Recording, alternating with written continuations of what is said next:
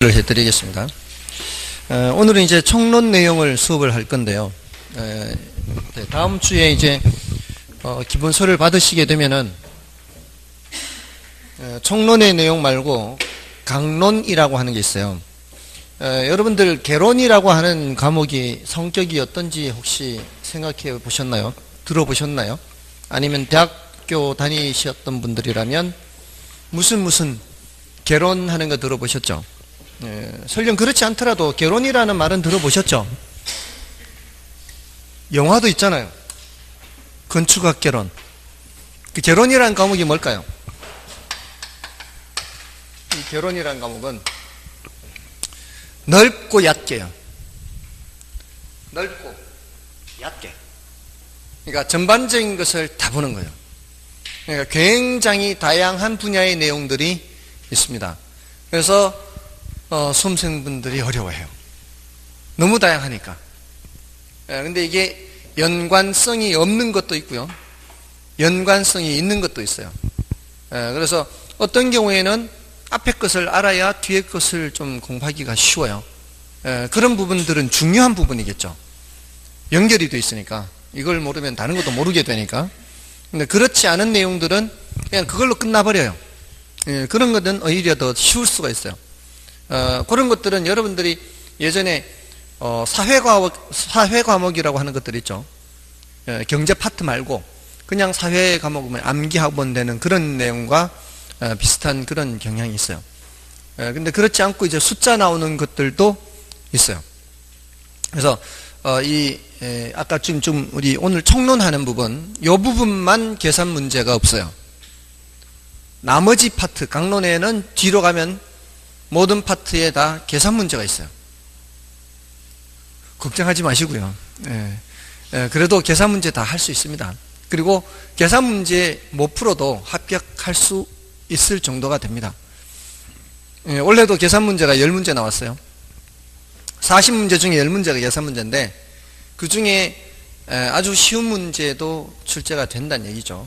그러니까 3대 4대 3 난이도 상중하를 나누었을 때 세 문제는 그냥 눈으로 이렇게 조금만 살펴보면은 알 수 있는 그런 문제가 세 문제 있단 말이에요. 그러니까 그거 몰라도 7문제 그리고 뭐 난이도 높은 문제 빼도 그래도 합격하는 데는 별 지장이 없으니까 계산 문제에 너무 걱정하진 마시고요. 다만 제가 조금 전 시간에 수학을 우리 애를 제가 가르친다 그랬죠. 쉽게 가르칠 수 있어요. 쉽게 가르쳐 드릴 테니까 너무 걱정하지 마시고요. 대신 수학에 굉장히 난 전명이다 이렇게 생각하시는 분들은 조금은 더 이렇게 적극적으로 좀 생각을 해주시면 훨씬 도움이 될 겁니다. 못한다고 해서 자꾸 이렇게 배척을 하면 더 못하게 되니까 조금 이렇게 더 적극적으로 생각하면 좋겠고요. 아무튼 개론이라는 과목은 그렇습니다. 근데 이제 부동산학 개론이죠. 부동산에 대해서 전반적으로 공부한다 이런 의미입니다. 여기 이제 총론이라고 하는 부분이 있고 이제 여기에 한 3문제 정도 출제가 됩니다. 그 다음에 이제 강론이라고 하는 게 있고요. 이 강론이 잡다한 내용들이 이제 다 포함되어 있어요. 그 다음에 이제 감정평가론 하는 게 있어요. 여기 한 6문제에서 7문제가 출제됩니다. 여기 이제 원래는 7문제, 여기 3문제 이렇게 출제됐어요. 이번 시험에서는. 그럼 나머지 30문제가 여기서 나오겠죠. 강론에서 나오는데 일단 경제론 하는 게 있어요. 이제 수요 공급 뭐 이런 얘기를 할 거예요. 이 부분에서 이제 처음으로 어려워하기 시작합니다. 수요 공급을 들어보신 적 있나요? 옛날 사회 과목 공부할 때 수요 공급? 수요하려고 하는 사람들이 많아지거나 또는 공급하려고 하는 사람들이 많아지게 되면은 시장에서 가격이 어떻게 움직일까요? 이런 게 가장 기본이에요. 근데 이 내용은 거의 대부분 사람들이 알고 있습니다. 이미 수요하려고 하는 사람이 많아지면 가격이 어떻게 돼요? 올라가겠죠. 공급하려고 하는 사람이 많아지면 가격이 내려가겠죠. 근데 요거를 이미 결론을 다 알고 있고요. 이 결론을 나중에 시험 칠 때 또 묻습니다. 근데 그거를 경제학적인 표현으로 질문을 하고 대답을 하고 여기에 이제 돼야 이제 답을 맞출 수가 있는 거죠. 이미 결론은 알고는 계시는 거예요. 근데 어떤 식으로 이제 얘기를 하느냐, 그거를 이제 그 과정을 배우는 겁니다. 그 과정을. 여기에서 한 5문제 정도 출제가 돼요. 여기 이제 수요 공급, 무슨 경기 변동, 뭐 이런 얘기가 나와요. 그 다음에 이제 시장론 하는 게 나와요. 시장론. 시장론에서는 말 그대로 시장론 얘기도 있고요. 그 다음에 뭐 입지론이라든가 도시 및 공간 구조론이라든가 뭐 지대론 이런 다른 잡다한 내용도 출제는 돼요. 이건 시장을 이제 이렇게 생각하시면 돼요. 여러분들 시장 하면은 무슨 뭐 물건을 진열해 놓고 파는 그런 장소를 생각하기 쉽죠. 근데 그렇게 구체적인 시장을 생각하는 게 아니고요. 여기에서는 추상적 의미의 시장을 생각한다라고 받아들이시면 돼요. 예를 들어서 여러분들 그 가사도우미 서비스 그런 거 있는 거 아십니까? 가사도우미. 그건 이제 수요하는 사람이 있고요, 공급하는 사람도 있죠. 수요하는 집과 공급하는 그 노동력을 제공하는 쪽. 이러면은 수요하고자 하는 사람과 공급하고자 하는 사람이 있으면 뭐가 형성이 되는 거예요? 시장이 형성되는 거예요. 구체적으로 그 가사도우미를 어디 가서 진열된 시장에 가서 사는 게 아니잖아요. 그 사려고 하는 사람과 팔려고 하는 사람만 있으면 뭐는 형성된다? 시장은 형성돼요. 여기는 이제 여성분들이 많아서 혹시 게임할 때 아이템 팔아봤어요? 게임할 때 아이템 팔아봤어요? 사봤어요? 사보기도 하고 팔아보기도 하고. 산 거는 내가 수요자가 된 거고요, 판 거는 공급자가 됐죠. 자, 근데 그게 어떤 구체적인 장소가 있던가요? 장소에서 팔아요? 아니죠. 어떤 인터넷 공간이라든가 이런 식으로 해서 돈 송금해서 이렇게 줘요. 이것도 뭐가 형성되는 거예요? 시장이 형성되는 거예요. 시장이. 아이템 시장이 형성되는 거예요. 앞으로는 시장을 그렇게 받아들이시라 이 말이에요. 그러니까 수요 공급하면 뭐가 생각이 나야 돼요? 시장이 생각나야 돼요. 시장이라고 하는 것은 수요자와 공급자가 만나는 무대다 이렇게 생각하시면 돼요. 근데 그 무대가 구체적인 장소를 의미하는 것은 아니에요. 그래서 앞으로 제가 이렇게 여기 강단 여기 앞에 있는 요 강단을 시장이다 이렇게 표현하기도 할 거예요. 이 시장이라는 무대에 수요자도 등장하고 공급자도 등장한다. 이 수요와 공급이 만나는 무대가 바로 시장이다. 경우에 따라 제가 중개사무소도 예를 들 거예요. 중개사무소도 뭐가 되는 거예요? 시장이 되는 거죠. 사는 사람도 등장하고 하는 사람도 등장하는 무대. 추상적으로 그렇게 하는 것이 시장이에요. 그 시장에 대해서 이제 공부를 하는 겁니다. 이게 시장론 자체만으로 따지면 한 문제 정도밖에 출제가 안 되는데요. 거기에 이제 입지론과 뭐 지대론, 공간구조론 뭐 이렇게 잡다한 것들을 포함하면 한 4문제 정도까지 출제가 돼요. 잡다한 내용이 많이 들어가 있어요. 다음에 정책론이라고 하는 걸 공부해요. 정책론은 이런 내용들입니다. 지난 8월 2일 날 정부가 무슨 대책을 내놨죠. 8.2 대책 내놨죠. 그래서 이 지역이 투기지역으로 됐지 않았나요? 별 관심 없나요? 그게 바로 정책이죠. 그게 정책이에요. 그건 이제 주택 정책에 해당하는 거라고 볼 수 있어요. 부동산 정책이라고 하면은 그게 주택 정책과 토지 정책 이렇게 나눠요. 물론 주택 이외에 다른 부동산, 건물 같은 정책도 있지만 그거는 크게 문제가 되는 것은 아니고요. 대부분은 토지, 건물 이렇게 나눈 중에서 토지 정책이 토지 정책과 건물 중에서 주택 정책 이렇게 나눠지는데 우리 정책론에서 주로 다루는 것은 주택 정책이 더 중요하고요. 토지 정책은 중요도가 약간은 낮아요. 그런 이제 내용에 대해서 또는 조세 정책이라든가 정부가 조세를 매기죠. 양도소득세를 뭐 많이 부과하겠다, 재산세를 많이 부과하겠다, 이런 정책들이 여기서 출제가 됩니다. 여기 한 5문제 정도 출제가 되고요. 다음에 이제 투자론을 공부해요. 투자론. 이 투자론은 오해를 하지 마시고요. 어디에다 땅을 사면은 돈을 많이 벌 수 있다, 이런 거 가르쳐 주는 거 아니에요. 여기서 투자론은 그걸 가르쳐 주는 게 아니고 그거는 여러분들이 합격을 하신 후에 실무 과정에서 배워야 돼요. 실무 과정에서 배우시는 거고 저 같은 사람한테 배우는 거 아니에요. 제가 잘할 것 같죠.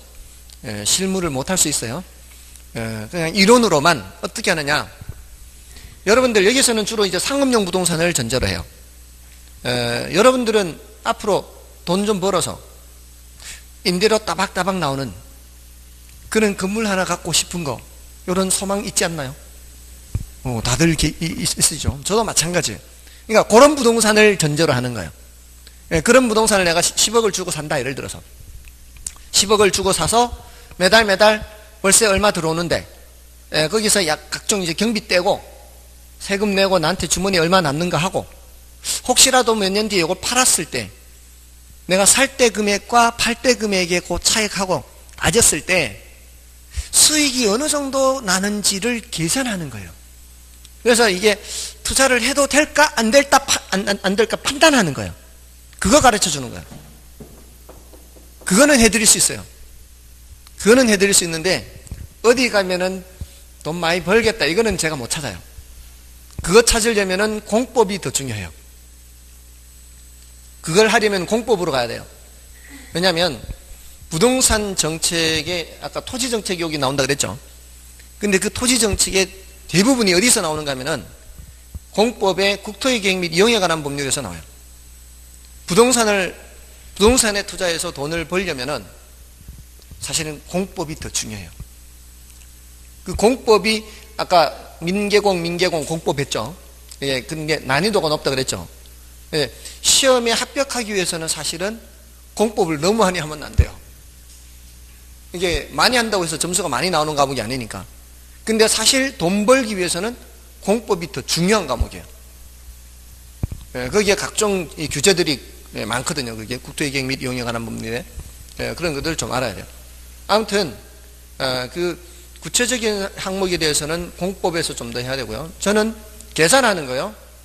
이렇게 했을 때 수익이 어느 정도 발생하고, 비용이 어느 정도 발생하고, 몇 프로 이자로 대출 어느 정도 받고, 내 돈은 얼마 투자되고 했을 때 과연 수익률이 몇 프로 정도 나오는지, 이거 계산해 드릴 수는 있다고요. 그런 계산하는 것에 아주 기본적인 것을 가르쳐요. 투자론에서 가르치는 거.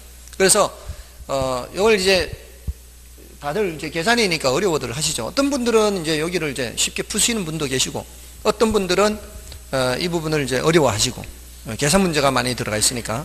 그래서 수업 시간에 이렇게 말씀을 드리는 것으로 나중에 여러분들이 실무할 때도 필요해요. 왜냐하면 상업용 부동산 중개를 해야 될 거 아니에요. 주택만 중개하는 거 아니잖아요. 그럼 상업용 부동산을 중개를 하려면 그 투자자한테 브리핑을 해야 될 거 아니에요.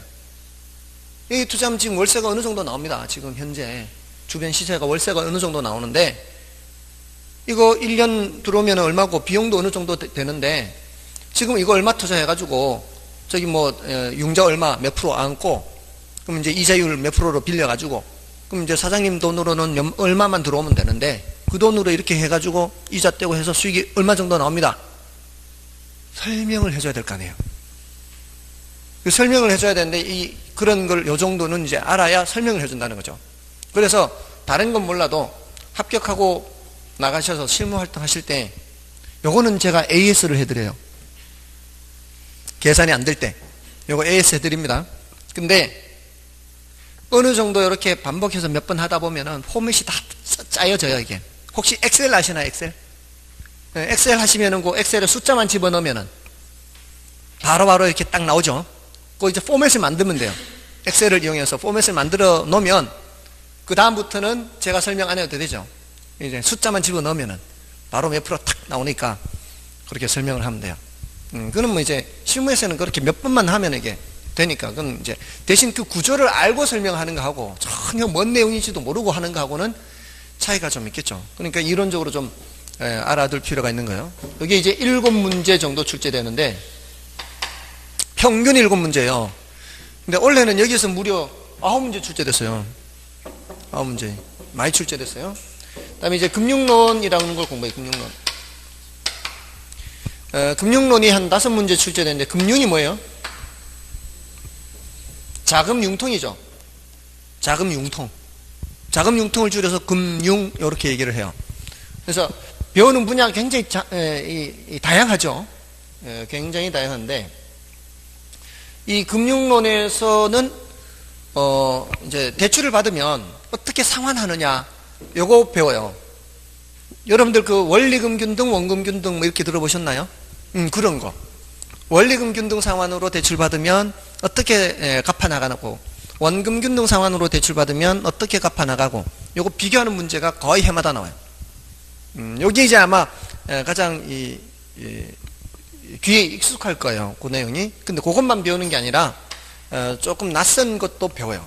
그 낯선 것이 뭐 저당 유동화라든가 뭐 부동산 투자 회사법 내용이라든가 이런 것들은 이제 조금 낯설어서 공부가 좀 필요한 부분이에요. 우리가 경험하지 않은 것들이기 때문에 받아들이기 쉽지 않은 부분이 있어요. 자, 이러면 이게 모두 몇 문제? 15문제, 11문제, 26문제죠. 한 4문제 정도 남죠. 그 4문제 정도가 뭔가 하면 이제 기타예요, 기타. 그 기타가 부동산 개발, 부동산 관리, 마케팅. 여기서 한 4문제 가까이 나와요, 여기서. 기타.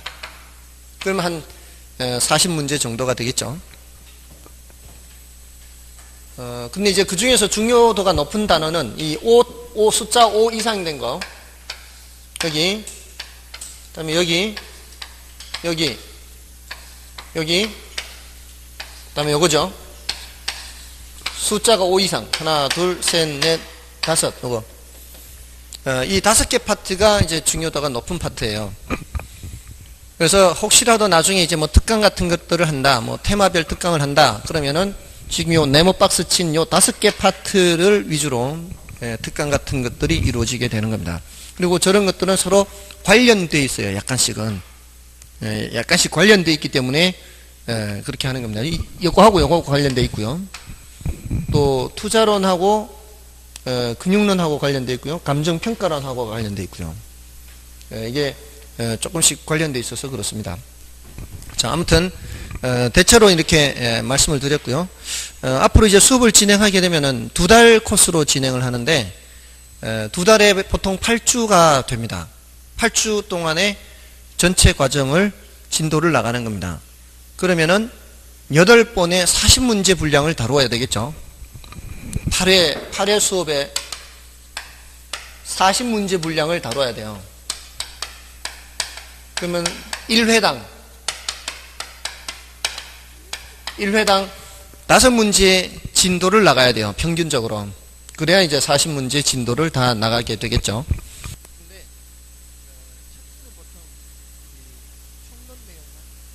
이게 첫 주는 총론 내용만 다루게 됩니다.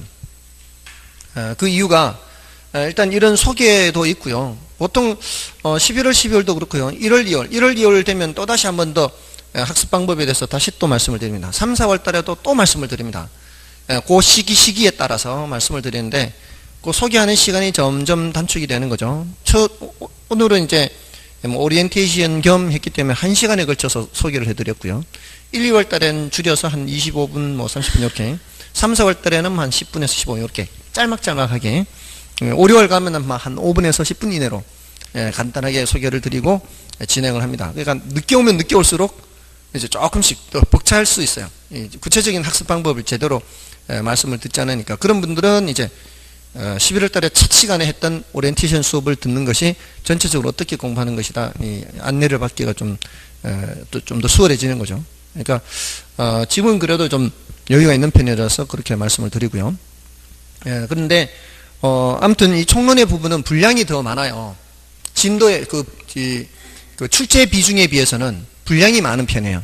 그래서 보통은 이제 첫 주에 총론, 그다음에 둘째 주부터 강론을 들어가게 되는 겁니다. 그래서 다음 주는 이제 강론의 내용으로 설명을 드리고요. 오늘은 총론을 말씀을 드립니다. 자, 오늘 총론의 내용을 말씀을 드리는데, 자, 제가 수업을 할 때는 늘 맨 왼쪽에다가 오늘 할 내용들이 이러이러한 내용들이 있습니다. 그 중에 어떠한 내용들이 좀 더 중요합니다. 이거를 늘 왼쪽에 써 드릴 거예요. 그러면 이제 그것을 보시고 그날의 중요한 주제가 뭐다라는 것을 표시를 하시면 돼요. 그래서 혹시라도 시간이 없으시면 중요하다고 표시한 것들이라도 복습을 할 수 있도록 하는 게 좋겠습니다. 총론에서는 부동산 개념이라고 하는 주제가 있고요. 부동산 분류라고 하는 주제가 있고요. 그 다음에 부동산 특성, 부동산 속성. 자, 이렇게 네 가지 주제가 있습니다. 그 중에서 이 두 가지 주제는 무슨 일이 있더라도 정리가 되어 있어야 돼요. 원래도 여기서 출제가 됐고요. 그 다음에 부동산 특성은 해마다 출제는 돼요. 해마다 출제는 되는데 이거는 난이도가 높고 분량이 많아요. 그럼 어떻게 해야 돼요? 패스. 일단은 지나가는 거예요. 그래서 이거는 기본서 과정이 끝날 때까지 따로 시간을 내서 공부를 하는 게 아니라고 생각하시면 돼요. 대신 이거는 종류는 좀 알아둘 필요가 있어요. 종류 정도는 알아둘 필요 있어요. 그 다음에 부동산 속성에는 공간성, 위치성, 자연성, 여러 가지 이제 환경성, 여러 가지 속성이 있어요. 등등등. 근데 이제 그 중에서 공간성을 조금 체크해 두시면 돼요. 출제 비중은 낮아요. 출제 비중은. 제가 이렇게 숫자를 이렇게 쓸 때가 있어요. 10분의 1이다. 1이다. 이것도 1.5다. 이런 식으로. 이게 뭔 뜻인가 하면은, 해마다 출제되는 그 비중을 말하는 겁니다. 이거는 1이라고 되어 있는 건 해마다 한 문제 나옵니다. 이렇게. 이거는 해마다 1.5문제 나옵니다. 평균적으로. 1.5라는 게 뭐예요? 2년에 3문제 나오는 거죠. 2년에. 1년에 1.5문제 나온다는 얘기는 어떤 해는 한 문제 나오고 어떤 해는 이것만 나오고 어떤 해는 이것만 나오기도 하다가 어떤 해는 둘 다 나오기도 하고요. 뭔 뜻인지 아시겠죠? 그럼 10분의 1은 뭐겠어요? 10년에 한 번 나온다는 얘기죠. 그럼 10년에 한 번 나온다는 얘기는 중요도가 낮다는 얘기예요. 그럼 우리가 이제 어느 정도를 기준으로 보시면 되는가 하면은 10분의 3 정도부터 보시면 돼요. 10분의 3 정도부터는 그래도 조금은 신경을 쓴다 이렇게 생각하시면 돼요. 근데 요놈은 올해도 출제가 안 됐어요. 그래서 이제 10분의 0이 돼버렸어요. 지난 10년간 한 번도 출제 안 됐다는 얘기예요. 중요도가 더 낮아진 거죠. 근데 이런 경우에는 좀 해둘 필요가 있다는 거죠. 왜냐하면 이게 끝까지 계속 안 나오는 주제는 아니라는 얘기예요. 오랫동안 출제가 안 됐잖아요. 그럼 이제 출제될 가능성은 점점 더 높아지는 거예요, 사실은. 뭔 뜻인지 아시겠죠? 그러니까 이런 것들은 좀 신경 쓰시라고. 근데 10분의 1인데 원래 출제됐어요. 10분의 1이라고 썼긴 썼는데 원래 출제됐어요. 그러면 이제 그거는 내년에 출제될 가능성은 상당히 낮은 거죠. 그러니까 이런 걸 수업 시간 때 말씀을 드린단 말이에요.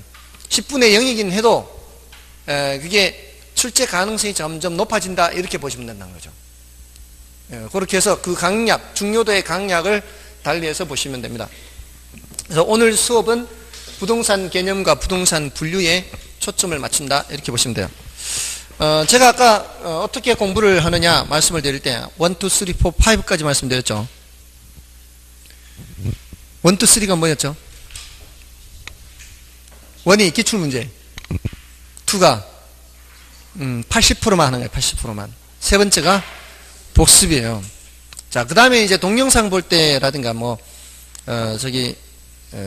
슬럼프에 빠진다거나 이렇게 며칠 쉬었다 다시 할 때 어떻게 한다 이렇게 말씀을 드렸죠. 근데 또 다른 방법 중에 하나가 갑자기 또 말씀드리려다가 그 얘기 하느라고 까먹었어요. 지금 어떻게 공부를 해야 되는지 한 가지 팁을 더 말씀을 드리려고 했는데 생각나면 말씀드릴게요. 금방 생각나는데 얘기하느라고 또 까먹었어요. 나이 들다 보면 이렇게 돼요. 일단 이제 부동산 개념인데 이 부동산 개념은 부동산이 뭐냐 하는 거예요.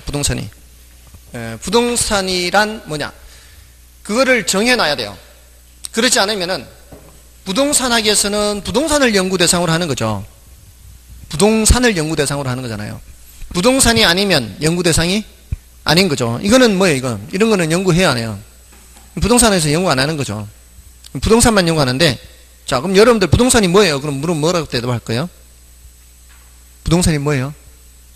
토지, 주택 말고는 부동산은 없어요?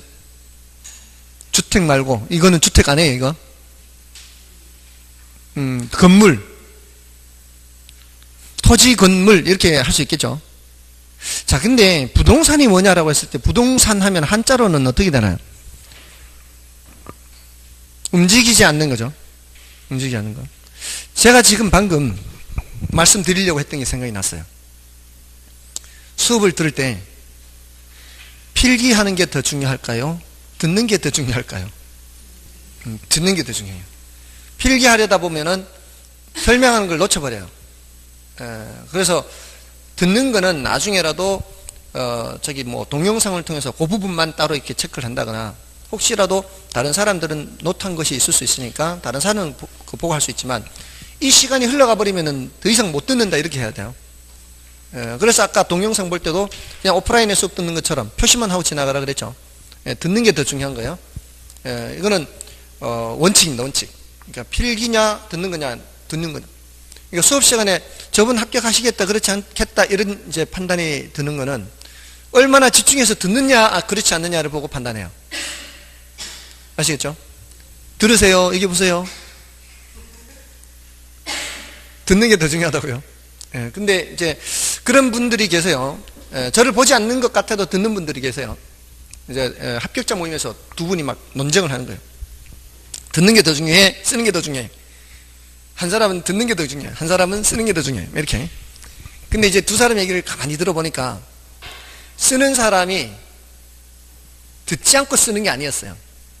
그러니까 제가 말하는 듣기, 쓰기는 설명은 여기 하고 있는데 이거 쓰고 있는 거, 이거 안 된다는 얘기예요. 근데 이제 그 사람은, 쓰는 게 중요하다고 한 사람은 쓸 때 계속 그 설명하는 걸 받아 쓰는 거예요. 계속 귀를 기울이면서 저 내용이 뭐지 뭐 이렇게 받아 쓰는 건 괜찮아요. 계속 그 내용을 들으면서, 그 꼭 기자들이 이게 회견하면 기자들이 이렇게 막 받아 쓰는 것처럼 그렇게 쓰는 건 괜찮아요. 근데 설명은 여기 하고 있는데 여기 걸 쓴다? 이건 꽝이에요, 꽝. 이런 경우에는 집에 가서 보면 이게 암호가 돼 있어요. 자기가 써놓고도 뭔 소리인지 몰라요. 설명 듣는 걸 쓴 게 아니라 이미 지나간 걸 썼기 때문에. 그러니까 그런 경우가 있으니까 그런 경우는 써도 괜찮아, 이렇게 계속 들으면서 쓰는 거는. 근데 원칙은 이제 듣는 거예요. 아무튼 이 부동산 개념 하는데, 이게 부동산이 뭐냐 그래요. 근데 이걸 굉장히 이제 조금 이제 앞으로 이제 계속 얘기를 할 텐데, 부동산학이라고 하는 걸 이제 조금 먼저 말씀드릴게요. 부동산학. 부동산학이라는 게 생긴 게 우리나라에 한 40년 정도 됐어요. 서양에서는 100년 전 정도고요. 그 이유가 바로 산업화 때문에 그래요. 서양에서 산업혁명, 산업화 이후로 사람들이 도시로 몰려들었죠. 자, 그러니까 도시로 몰려드니까 한정된 공간에 많은 사람들을 수용을 해야 돼요. 그러니까 주택 문제라든가, 또 사람들이 한데 모이게 되면은 위생 문제예요. 먹고 싸야 되죠. 또 버리는 게 많아지죠. 환경 문제. 자, 이런 문제들 중에 가장 심각한 문제가 뭘까요? 쓰레기 같은 거. 주택. 일단 살 집이 부족하죠. 어떻게 그 집을 마련하나요? 집을. 한정된 공간에. 그러니까 위로 올라가는 아파트 같은 이런 공동주택이 만들어질 수밖에 없고요. 그 과거에는 그렇지 않았지만 한데 사람들이 모이면은 먹는 건 그렇다 치더라도 배설 하는 건, 내보내는 게 시설이 없어요. 상하수도 시설, 이 오염물질, 이게 오물 같은 거 처리하는 시설, 이런 것들이 막 갑자기 막 나타나기 시작하는 거죠. 자, 이런 것들을 어떻게 해결하느냐는 거예요. 자, 이거 해결하려면은 건축학, 예전부터 있던 학문 중에 건축학만으로 될까요? 법학만으로 될까요? 토목학만으로 될까요? 안 돼요. 여러 분야의 학문들이 다 필요해요. 이런 걸 해결하려면. 그러니까 기존에 있던 학문들로서는 해결을 할 수가 없으니까 여러 분야의 학문의 도움을 받아서 독립된 부동산학이라고 하는 학문이 생긴 거예요. 서양에서 100년 전쯤에. 그럼 우리나라는 100년 전쯤에 부동산학 필요 없겠죠. 그런 문제가 없으니까. 그럼 언제 그런 문제가 생기겠어? 우리나라는 근대화가 60년대부터 시작됐잖아요. 62년도에 1차 경제개발 5개년 계획해서 67년도에 2차 경제개발 5개년 계획, 72년도에 3차 경제개발 5개년 계획해서 첫 10년간은 경공업에서 시작해서 중공업으로 이렇게 넘어가는 거죠. 그래서 3차부터는 본격적으로 중화학공업, 포철 만들고 무슨 석유화학공업 단지 만들고 이렇게 된 거죠. 그러니까 시골에 살던 사람들이 도시로 몰려들었던 거죠. 60년대 후반, 70년대 초반이 엄청 도시로 몰려들었잖아요. 그래서 처음에는 뭐 옷감 만들고 뭐 이렇게 가발 만들고 이런 거 했죠. 그러니까 70년대 초반에 전태일인가 청계천 피복노조 거기서 분신자사라고 한 게 70년대 초란 말이에요, 그게. 이게 사람들이 그렇게 많이 몰려들면서, 일은 막 열 몇 시간 하면서 월급은 제대로 못 받고 밥만 먹고 사는 거죠. 예, 근데 그나마도 시골에 있으면 밥도 못 먹으니까 사람들이 도시로 몰려든 거 아니에요. 그러니까 청계천이 막, 판자촌이 막 엄청 모이고요. 이 위생 문제라든가 이런 문제가 심각하니까 그 청계천 철거하면서 다 쫓아버렸잖아요. 철거하면서 그 사람들 쫓아보낸 데가 성남시가 그렇게 생긴 거고, 자, 그런 이 주변으로 다 흩어진 거라고요. 자, 그러면서 이제 우리나라도 도시계획이라는 게 생긴 거예요. 70년대 초반에. 그러면서 자연스럽게 무슨 학문도 도입된 거예요. 부동산학이라고 하는 학문도 도입이 된 거예요. 그러니까 우리나라의 부동산학의 역사는 한 40몇 년 정도 돼요. 자, 그럼 지금 제가 이 말씀을 드린 이유는 이 부동산학이라고 하는 학문은 여러 분야의 학문의 도움을 받을 수밖에 없다는 걸 말씀드리는 거예요. 부동산학이라고 하는 독자적인 학문이지만 그거는 다른 학문의 도움이 없이는 있을 수가 없다는 뜻이거든요.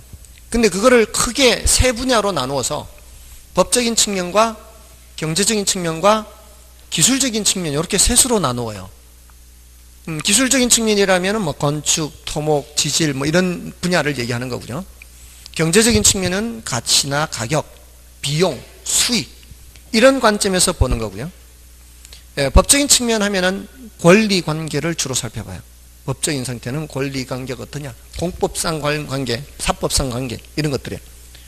자, 여러분들 한번 질문해 볼게요. 여기 오실 때 뭐 보고 오셨어요? 오실 때 집을 살 때는 뭘 보고 사셨어요? 이쪽으로 오실 때 집을 살 때 교육 환경, 또 뭐 위치가 좋은 거, 인프라 같은 것도 보고,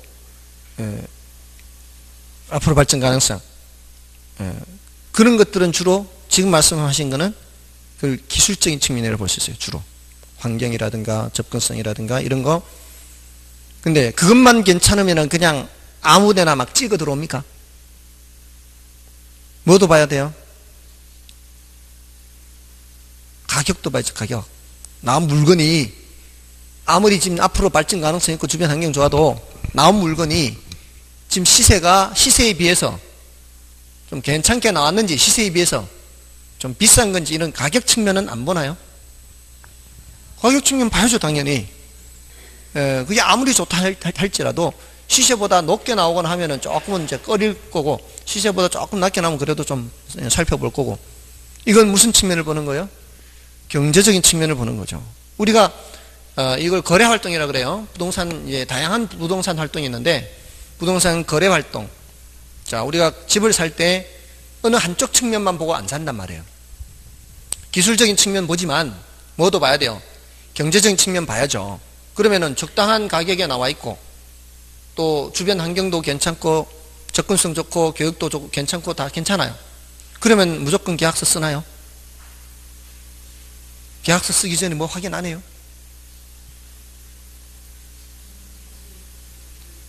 그 집에 문제가 있는지 없는지를 뭘 보고 확인해요?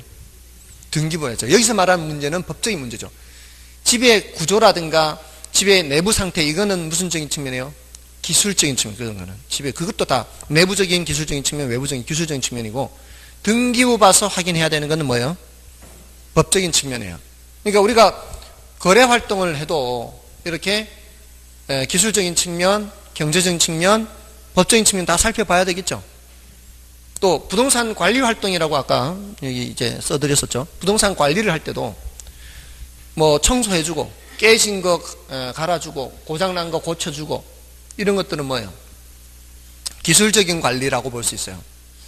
근데 내가 건물 갖고 있는데 요 임대료가 주변 시세보다 높은지 낮은지 이런 거 따져보고 내가 청소 용역 서비스를 받는데 그 견적 받아가지고 이게 비용이 적당한지 조금 다른데 다른 업체보다 비싼지 싼지 보안 업체 용역 업체에 의뢰를 했는데 뭐 좀 더 센지 낮은지 보험료 센지 낮은지 이런 거 비용이라는 관점 이런 거 따지는 건 뭐예요? 경제적인 측면이에요. 내가 그런 부동산을 관리를 하더라도 기술적인 관리가 있고 경제적 관리가 있단 말이에요. 또 내 건물에 있어서는 안 될 저당이 설정돼 있다. 아니면 전세가 설정돼 있다. 그럼 없애야 될 거 아니에요. 그런 것들은 뭐예요? 뭐 법적인 거예요. 그러니까 부동산 관리도 그래요. 또 부동산 개발도 그래요. 부동산 개발에서도 내가 이 땅에 어떤 건물을 지을 수 있는지 없는지를 확인하려면 뭘 또 봐야 돼요? 법적 규제 사항을 봐야 돼요. 그리고 집안이 안반이냐 연약 집안이냐에 따라 이 터파기 공사가 다를 수 있죠. 뭐 봐야 돼요? 기술적인 측면 봐야 되죠. 그리고 내가 이걸 개발했을 때 분양을 해야 될 거 아니에요. 분양을 해서 아무리 이렇게 터파기 공사가 돈이 많이 들고 하더라도 분양 수익금이 더 많다면 비용보다 그럼 분양 수익금이 더 많은 개발하는 거죠. 뭐예요? 경제적인 측면 따져야 하는 거죠. 그러니까 이 부동산 활동이라고 하는 다양한 분야의 활동들이 거의 대부분이 이 세 가지 측면을 다 갖고 있어요. 그래서 부동산 활동에서는 부동산 학에서는 이 세 가지 얘기가 늘 나와요. 앞으로 계속 얘기할 겁니다. 법, 경, 기 이렇게 법적인 측면, 경제적인 측면, 기술적인 측면을 다 계속. 그러면 이걸 이제 어떤 측면이라고 얘기하는가 하면은 복합적인 측면, 복합 개념이라 그래. 복합 개념 또는 종합적으로 살펴본다. 그래서 부동산 개념을 볼 때도 법적인 측면에서도 살펴보고 경제적인 측면에서도 살펴보고 기술적인 측면에서도 살펴볼 거다 이 말이에요. 그래서 이 말씀 드리려고 지금 그 예를 든 거예요. 세 가지 측면을 모두 보는 거를 복합 개념의 부동산 이렇게 얘기해요.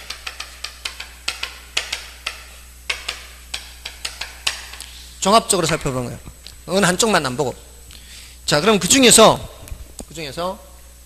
법적인 측면 법에 정해 놓은 걸 말해요. 법에. 여러분들 이제 내일 민법을 공부하신다 그랬죠. 민법 99조 1항에는 부동산이라 하면 토지 및 그 정착물이다 정해놨어요. 그 99조 1항은 알 필요가 없어요. 법적인 측면을 다른 말로 제도적인 측면이다 이렇게 얘기를 하기도 해요. 자, 이거는 다시 협의의 부동산과 광의의 부동산 이렇게 나누어져요. 협의의 부동산은 민법상 부동산 개념이 민법 99조 1항이에요. 이거는 외울 필요 없어요. 민법에 이런 게 있다라는 정도예요. 이 민법에 부동산을 정해놨다고요. 뭐라고요? 토지 및 그 정착물. 자, 여기서부터 이제 여러분들은 생각을 하기 시작해야 돼요. 토지와 건물이 아니네. 이렇게. 지금까지 여러분들이 알고 있었던 거와 약간 다른 표현이 나오죠.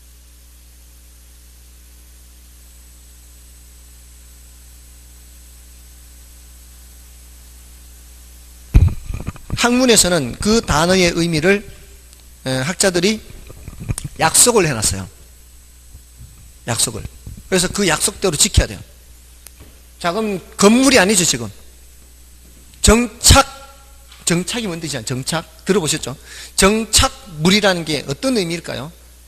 땅에 박혀 있는 거, 붙어 있는 거. 그게 바로 정착물이에요. 근데 땅에 박혀 있는 게, 붙어 있는 게 건물만 있을까요? 이렇게 따져야 된다고요. 땅에 박혀 있는 게 건물만 있을까요? 건물 말고 뭐가 있을까요? 나무. 임야는 그냥 저기 땅이에요, 땅. 임야는 그냥 땅이라고 보시면 돼요. 임야는. 나무, 땅에 박혀 있죠.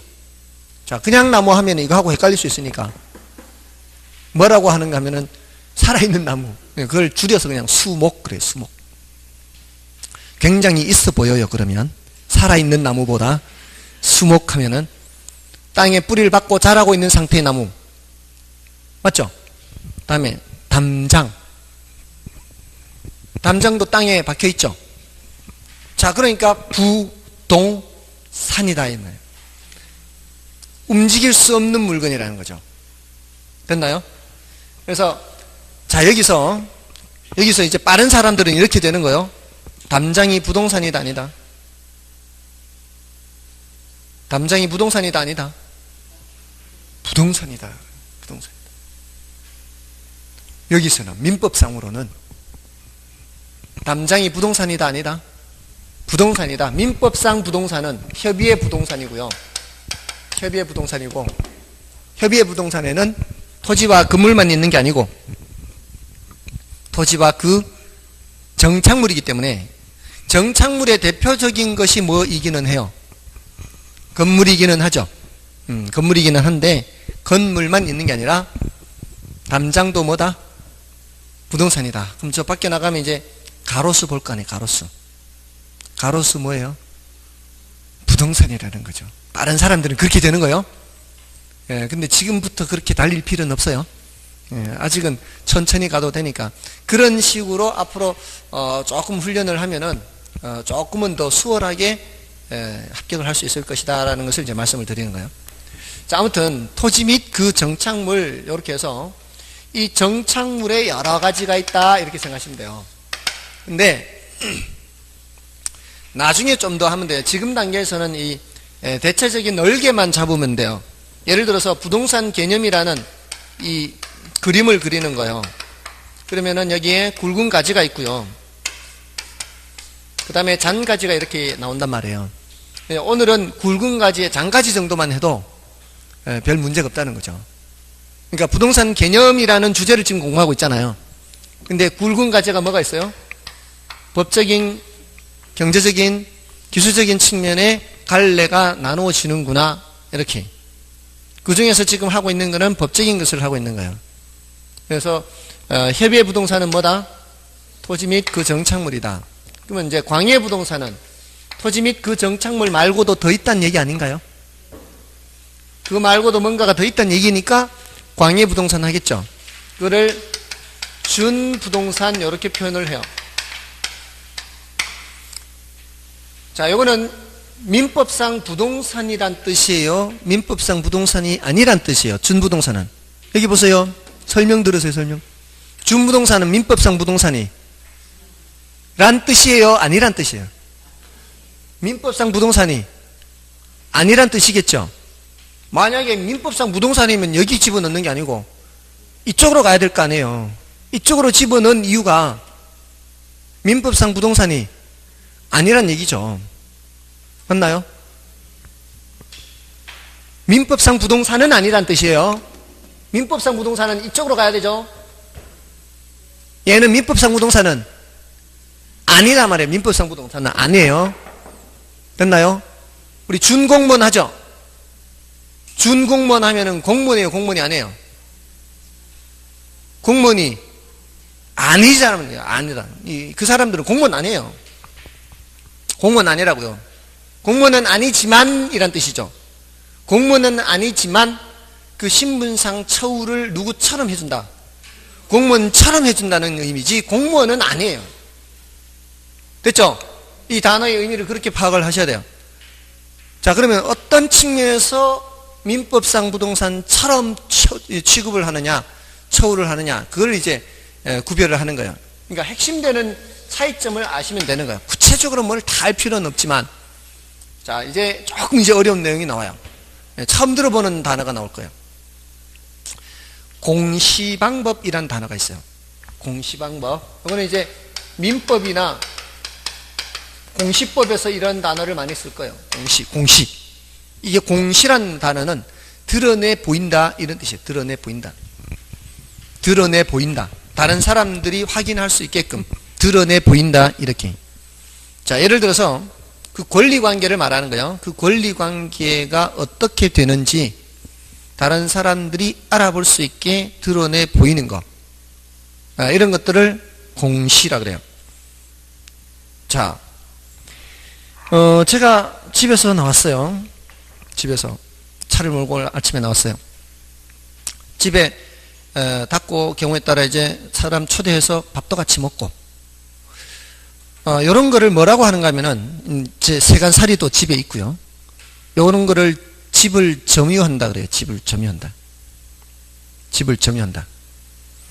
자, 그럼 그 점유하고 있는 그 집이 제 집인지, 그렇지 않은지, 다른 사람들한테 알아볼 수 있게 한 방법. 이게 바로 공시 방법이에요. 그게 제 집이게요? 제 집이 아니게요? 제가 오늘 아침에 자고 나왔고, 늘 자고 있고, 늘 제 세간살이를 거기에 두고 있고, 그 집이 제 집일까요? 아닐까요? 법적으로. 등기부를 떼봐야죠. 부동산은 점유하고 있는 상태를 보고 주인이 누군지를 확인하면 위험하죠. 근데 동산은 저거 이분이 갖고 계시네, 저분이 갖고 계시네, 그래서 야 얼마 줄 테니까 얼마만 주면 팔 테니까 사라. 보니까 괜찮은 것 같아요. 사요. 저 중고 거래 장터 있죠. 닌텐도 게임 우리 애가 쓰던 거, 또는 이제 사려고 할 때 어디서 만나자 해서 그 사람이 팔아요. 그 사람 건지 아닌지 등기부 봐야 돼요. 동산은 등기부가 있어요, 없어요? 없잖아요. 동산은 점유 상태를 보고 공시를 해버리는 거예요. 아, 저 사람 끄겠구나. 아니에요? 그렇게 사잖아요. 그러면은 그게 법적으로 내가 가질 수가 있는 거잖아요. 근데 설령 그게 만약에 도품이라 할지라도, 돈 안 된 거, 훔친 거, 작물, 그런 거라 할지라도 소유권은 내가 가질 수 있어요. 내가 그거를 모르고 샀다면 아무 관계가 없어요. 근데 이제 전문 이제 그런 금은방이나 이런 데는 도품인지 아닌지를 쉽게 알 수 있는 전문가들이잖아요. 그러니까 그런 사람들은 잘못하면 장우레비가 돼버리는 거죠. 처벌을 받는 거죠. 근데 일반인들은 알 수가 없잖아요. 그러니까 동산의 경우에는 뭐가 없으니까, 등기부가 없으니까 점유하고 있는 상태 보고 뭐예요? 저 사람 끄겠구나 라고 생각을 하는 거죠. 그래서 아주 중요한 차이가, 이 공시 방법이, 부동산은 뭐예요? 등기예요. 동산은 점유예요. 점유. 점유하고 있는 상태 보고 이게 그렇겠구나 라고 생각을 하는 거죠. 됐나요? 자, 근데 제가 오늘 아침에 차를 타고 나왔다 그랬죠. 제가 차를 키를 시동을 걸고 기름도 넣고 세차도 맡기고 카센터에 맡기기도 하고요.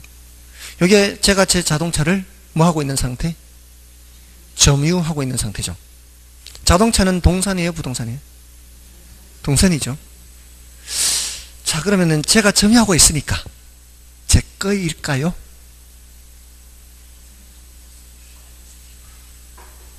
확인하려면 할 수도 있고 안 할 수도 있다는 얘기는 일반 동산처럼 취급이 안 된다는 얘기죠. 일반 동산이라면 제가 점유하고 있는 상태, 요거 보고 내가 얼마 팔 테니까, 야, 내 키 줄 테니까 얼마 주라, 할 수 있는 거 아니에요. 동산은 그게 된단 말이에요. 근데 자동차는 분명히 동산이지만 그게 안 된다고요. 뭘 떼봐야 돼요? 등록 원부를 떼봐야 돼요. 원칙적으로 등록증 가지고 안 돼요. 등록 원부를 떼면은 거기에 소유주가 누군지, 압류가 들어온 게 있는지 없는지, 저당이 설정되어 있는지 아닌지 싹 나옵니다. 우리 등기부 뗐을 때처럼. 할부로 자동차를 산 사람들은 거기에 다 저당이 설정되어 있어요. 캐피탈 회사에서 다 저당 설정되어 있습니다. 자, 그런 것들은 동산이지만, 민법상 분명히 뭐라 그랬어요? 자동차는 동산이잖아. 민법상은 동산이지만 뭐인 것처럼, 부동산인 것처럼 뭔가를 떼봐야 돼요. 그 권리관계를 확인하기 위해서는. 그런 것들을 뭐라고 한다? 준부동산이라고 얘기를 하는 거예요. 자, 그러니까 빠른 사람은 어떻게 한다고요? 오늘 뭐 타고 왔어요? 준부동산 타고 온 거예요. 맞죠? 그렇게. 빠른 사람들은 그렇게 한다고요. 이제 오늘 나가면서, 집에 가면서 준부동산 타고 가는 거고, 땅에 박힌 나무 볼 때마다 저거 뭐예요? 부동산이 되는 거죠. 됐나요? 그렇게, 그게 이제 학습하는 사람들의 마인드가 되는 거예요. 이게 지금 아직은 굉장히 낯설고 어색하지만, 나중 되면 한 5, 6개월 지나면 이제 농담도 이런 식으로 해요. 농담도 준부동산이 어떻고 이렇게 그런 식이 되는 거죠. 이 공부한 사람들끼리만 서로 알아들을 수 있는 농담이 되는 거죠. 아무튼 자, 여기까지요. 구체적인 내용은 나중에 해도 돼요. 구체적으로 뭐 여러 가지가 있어요. 뭐 자동차만 있는 게 아니고 우리 불도저 같은 거 있죠. 그런 것도 다 등록하거든요. 그런 것도 다 준부동산에 속해요. 그러니까 여러 가지가 있는데 일단 오늘은 개념 이런 게 있구나라는 정도면은 충분해요. 충분. 아시겠죠? 그다음에 이제 경제적인 측면이나 기술적인 측면은 내용이 많지 않아요. 앞으로 법적인 개념에서 이걸 좀 더 들어가서 정리를 해야 되고요. 이거는 이제 종류가 몇 개 더 있다는 거 체크하면 돼요. 분량이 제일 많은 게 요놈이에요, 요놈. 근데 이제 경제적인 측면, 법적인 측면은 이 갈래가 좀 있는데 경제적인 측면이나 기술적인 측면은 가지가 없이 그냥 바로 잎사귀예요. 이거는 앞으로 더 이상 할 내용이 없다 이 말이에요. 요거는 앞으로 조금 더 잎사귀를 채워 넣는 과정이 더 필요한데 여기는 이제 오늘 잎사귀 그리면 더 이상 잎사귀 그릴 일이 없어요. 내용 나갈 게 없어요. 그러니까 가지가 있다는 것은 알아야 되겠지만 구체적으로 더 많은 내용이 있는 것은 아니에요. 경제적인 측면에서 부동산을 볼 때는 뭐라고 생각하는가 하면 부동산도 하나의 상품인 것처럼 취급한다는 거죠. 경제적인 관점에서는. 경제학이라고 하는 것은 상품의 생산, 유통, 소비와 관련된 학문이에요. 부동산도 뭐라고 본다? 상품이 상품. 자, 그런데 이런 상품은 인간이 만드는 거죠. 이런 상품은 인간이 만든 거예요. 근데 부동산은, 그 중에 토지는 인간이 만든 게 아니죠. 인간이 만든 게 아니잖아요. 건물은 인간이 만들었겠지만 토지는 인간이 만든 게 아니지 않습니까? 그럼에도 불구하고 이제 상품인 것처럼 취급이 되는 거예요. 그래서 상품이라는 관점에서 보고요. 근데 이 상품 중에는 이제 여러 가지 종류의 상품이 있는데 특히 토지의 경우에는 다른 상품을 생산할 때 투입되는 경우가 많아요. 농민이 농사 짓기 위해서 농지를 사는 거. 이거는 농산물 생산하기 위해서 필요한 거죠. 또 건설업체에서 택지를 사서 아파트를 만들어 분양할 때는 택지는 아파트 만들기 위해서 필요한 거죠. 삼성전자에서 공장을 건축해서 거기에 핸드폰을 만든다, 스마트폰을 이렇게 그리고 뭐죠? 칩 같은 걸 만드는 거예요. 그런 걸 만들기 위해서 땅을 사요. 그것도 뭐예요? 다른 상품을 생산하기 위해서 필요한 거죠. 이렇게 사용되는 경우가 굉장히 많죠. 토지는. 근데 제가 벤츠 자동차를 샀어요. 누가 긁을까 걱정이 돼요. 그래서 옆에 마침 여유 있는 땅이 누가 갖고 있길래 뭘 사가지고 차고를 지어서 거기 보관하기 위해서 내가 땅을 살 때는 이때는 상품을 생산해서 무슨 판매하기 위한 목적이 아니라 내가 그냥 쓰기 위한 거죠. 이때는 소비재라 그래요. 토지를 할지라도 그때는 소비재가 되는데 다른 상품을 생산하기 위해서 투입되는 경우를 생산재라 그래요. 생산할 때 필요한 재화다 이 말이에요. 소비재는 그 자체를 소비하는 거고. 자, 그러니까 토지라는 재화는 어떤 성격이 더 강하다 볼 수 있어요? 생산재 성격이 더 강하겠죠. 소비재 성격도 있겠지만. 그래서 생산재 이렇게 표현이 될 수도 있고요. 이거는 생산 요소라고도 표현을 해요. 앞으로 생산 요소란 말도 계속 쓸 거예요. 경우에 따라 뭐가 되기도 한다? 소비재가 되기도 한다. 그리고 인간에게는 중요한 자산이 되기도 하고 경우에 따라 자본이라고 표현하기도 해요. 자, 이게 이제 자본이라고 표현하는 것을 함께 이제 말씀드리면 이 생산 요소 할 때요. 혹시 여러분들 경제 분야에 좀 설명 들어보신 적 있나요? 노자토 이렇게 노동 자본 토지 이런 말 들어보셨어요? 노동 자본 토지 줄여서 이제 앞으로 계속 노자토 할 거예요. 법경기 노자토 뭐 이런 얘기를 계속 할 거예요. 경제학에서는 노동과 자본으로만 생산 요소를 얘기를 해요. 생산 요소라는 게 굉장히 다양하단 말이에요. 빵을 만들 때는 생산 요소가 밀가루, 설탕 뭐 이런 것들. 자동차 만들 때는 철강, 무슨 플라스틱도 있을 수 있고 뭐 여러 가지 생산 요소 이렇게 프레스로 찍잖아요. 플라스틱 제품 같은 경우에는. 또 학원에서는 이런 A4 용지 이런 것도 생산 요소예요. 자, 이런 잡다한 것들을 다 생산 요소를 각각으로 얘기하면 너무나 한도 끝도 없죠. 항목들이. 그러니까 이런 것들은 다 뭉뚱그려서 자본이라 그래요. 돈으로 해결한 돈으로. 자본이라는 생산 요소에 다 집어넣어 이런 것들은. 그 다음에 노동이라는 생산 요소. 이건 따로 얘기하는 거죠. 여기 지금 일하는 사람들. 그러니까 자본과 노동을 따로 얘기하고 토지를 따로 얘기할 때도 있고 그렇지 않을 때도 있어요. 토지를 따로 얘기 안 하면은 자본 속에 집어넣어버려요.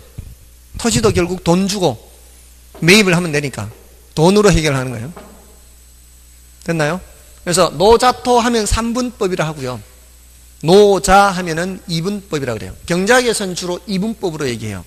근데 우린 부동산 학이니까 노자 토를 주로 얘기하는 거죠. 이럴 때는 따로 생산 요소를 토지를 얘기하는데 노자로 할 때는 토지를 어디에 집어넣어서 생각한다고요? 자본에 넣어서 생각을 하게 되는 거예요. 그래서 이런 표현들이 나온다는 것은 다 어떤 측면에서 얘기할 때 나오는 거라고요? 경제적인 측면에서 얘기할 때 나오는 것들이에요. 그리고 기술적인 측면에서는 공간, 자연, 위치, 환경, 토목, 지질 뭐 이런 단어들. 자, 이 단어들을 보시면은 공간, 자연, 위치, 환경, 토목, 지질 이런 것들 위에 있는 단어들하고 이렇게 섞어 놨을 때 구별하기가 어렵지 않을까요? 할만할까요? 이거 막 뒤섞어 놓고 다음 중 경제적 개념에 해당하는 것들은 다음 중 기술적 개념에 해당하는 것들은 구별하기가 그렇게 어렵지 않죠. 이런 단어들을 보면은 우리 시험에 그렇게 나온다고요. 섞어 놓고 다음 중 경제적 개념에 해당하는 것들로 짝지은 것은 경제적 개념에 해당하지 않는 것은 이렇게 묻는다고요. 더 이상의 내용이 없다고 여기는. 그러니까 주로 해야 되는 거는 이제 위에 있고 앞으로 해야 될 내용들이 여기에 정착물과 준부동산에 대해서 더 잎사귀를 이제 그려 넣어야 돼요. 나머지는 다 됐어 이제. 그러면 이제 뭐가 정리가 되는 거예요? 부동산 개념이라는 이 나무가 이제 정리가 되는 거예요. 그래서 앞으로 그걸 더 채워 넣는다 생각하시면 되고요. 자, 오늘은 제가 좀 첫 시간 둘째 시간 좀 길어졌는데 보통은 한 45분 수업을 해요. 근데 생각보다 좀 잘 버티고 계시는 것 같아요. 지금 거의 1시간 가까이 흘렀는데 제가 원래 이렇게 길게 수업을 안 하거든요. 보통은 한 15분, 20분만 지나면 벌써 반응들이 오세요. 반응들이 오시는데 제가 여기 오늘은 지금 계속 주의 깊게 봤지만 별로 졸지 않는 모습들이에요. 예전에 공부를 좀 했었나요? 첫날이라서 아무튼 다행입니다. 익숙해지면은 조금 다룰 수 있는데 왜 더 그런가 하면은 여러분들 이렇게 오랫동안 앉아서 수업 들은 적이 얼마나 됐습니까? 몇 년 됐어요? 오래되지 않았나요? 그러니까 오래됐음에도 불구하고 이렇게 아주 집중해서 잘 듣는다는 건 이제 대단히 경이롭습니다. 왜냐하면 50분 이상 드라마 볼 때 빼놓고 그냥 이렇게 앉아있는 적이 별로 없잖아요. 그래서 아무튼 오늘은 굉장히 고무적입니다. 좀 쉬고요. 이제 뒷내용을 좀 더 살펴드리겠습니다.